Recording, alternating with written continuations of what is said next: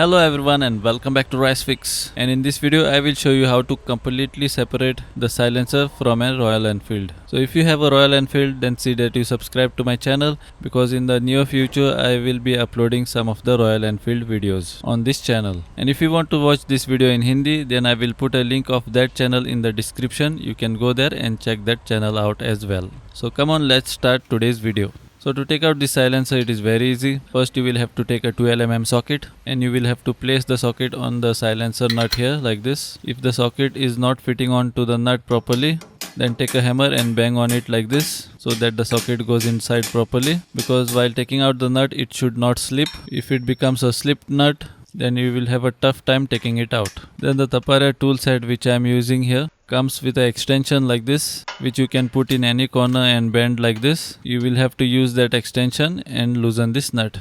If you want this socket set, then I will put a link of it in the description. You can go in the description and check it out. And with this, the nut will come out easily. And as you all guys can see, here comes out my one nut. Now you will still have to remove one more nut here. Now you will have to go on the other side and take the nut out which is there on the other side as well. Now to take out the second nut, it is very easy. Only while taking the first nut it was slightly complicated because the guard was coming in between. Now the second nut is also become loose now. I will take it out with my hand itself. So here comes out my second nut. Once you take out both these nuts, just pull down the connector cover like this. Then you will have to come on the back side of the silencer, and in front of this footrest, this silencer is connected with a nut and bolt. You will have to take out that nut and bolt. So here comes out my nut, and once you take out all these nuts and bolts, your silencer will drop down easily like this. You will have to twist the silencer near the brake pedal, and you will have to press the brake pedal and take the silencer out.